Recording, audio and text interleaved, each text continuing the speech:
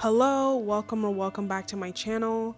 I don't know what's going on with my For You page on YouTube and TikTok, but I have been bombarded with video after video talking about how Kylie Jenner is broke.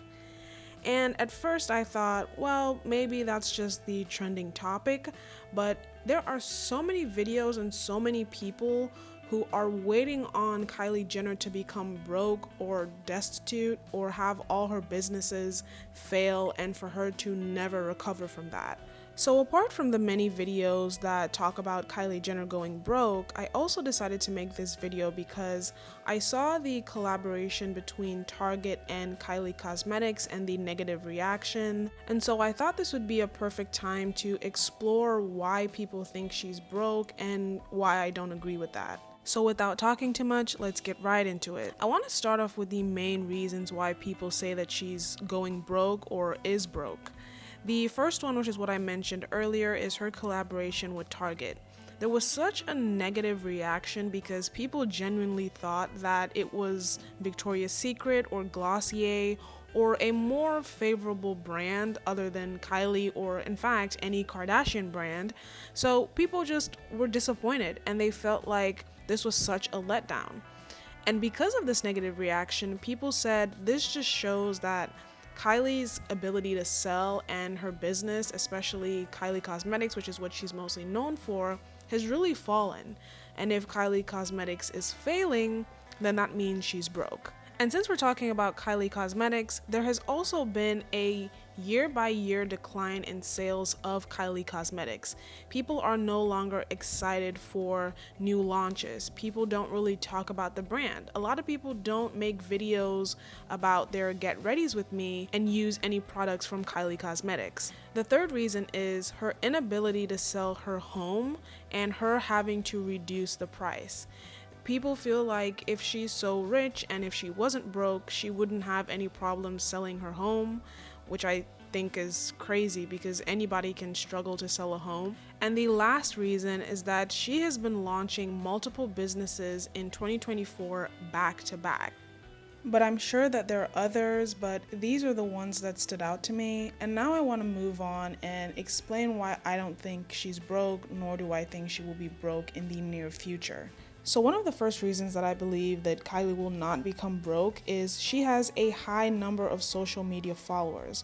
On Instagram, she is part of the upper echelon of followed people. She's up there with Beyonce, Cristiano Ronaldo.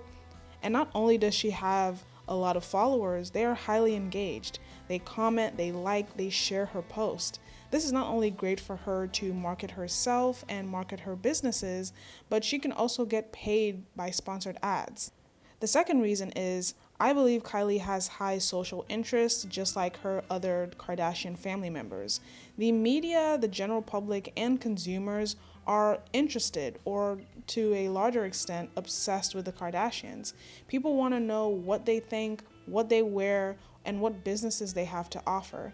And if people are that interested, if the media is that interested, I don't believe you can go broke because you can always make money off of people's interest in you. My third point is Kylie Jenner has already made hundreds of millions of dollars for selling half of her Kylie Cosmetics empire to Coty. Even if she were to turn broke tomorrow, she could live off of those millions for generations to come. Moving on, my fourth point is even if she's not successful in her businesses, even if people are no longer interested in her brand and her brand identity, because of her high social media following and because people are genuinely curious about her, unless of course that changes in the future, she can always make money from paid sponsorships.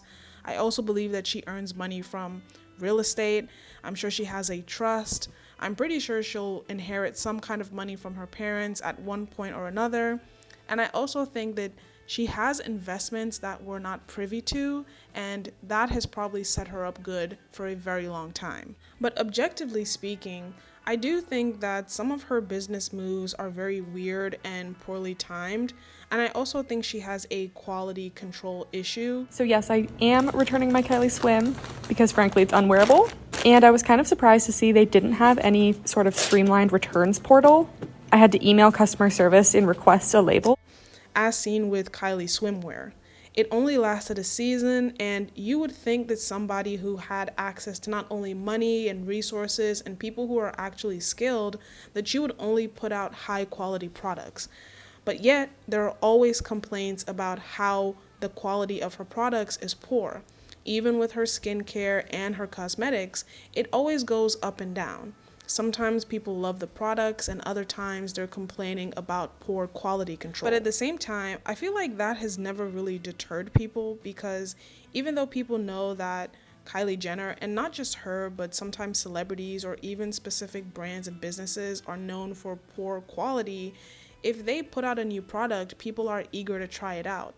People are willing to give celebrities a chance because they feel like they can trust them, or maybe they'll do better this time. So in my opinion, the minute she gets her quality under control and the minute she finds public favor and people like what she puts out, I don't think anybody's really gonna care. They're gonna forget all the quality control issues of the past and start supporting her. Moving on to point number 6, I feel like the public interest in Kylie and her businesses is something that other brands wish that they could have for free, because they're probably paying hundreds of thousands or even millions in ads just for brand recognition. I only knew about Kylie's perfume, her spritzer line, her makeup launches, and her clothing line because so many people talked about it. They made videos upon videos, they bought it, they reviewed it, they told me what they liked and what they didn't like, and even when it was bad, it still got people talking. People anticipate what she will post next, what business she will come out with. And quite frankly, if you really want to make somebody broke or obsolete, you have to not care. Even if it's negative attention, you don't have to give them that attention, because negative attention also drives sales. And even if it's not a sale that is made today, it could be a sale made in the future. Her brands and businesses are so popular that people can name them off the top of their heads. And this level of brand familiarity and knowledge of her businesses, what they entail, the packaging, whether it's big or small, is something that she can always use to her advantage. Like I said in my previous point, the minute that she gets better with quality, or people like a specific product, whether it's because it's innovative or new or people are just into it, it will work in her favor. And moving on to my 7th point, this has to do with her sisters and their businesses.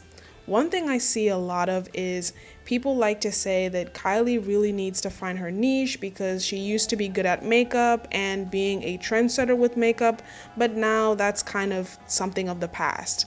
And they bring up Skims and Good American and even Kourtney Kardashian's Lemme brand.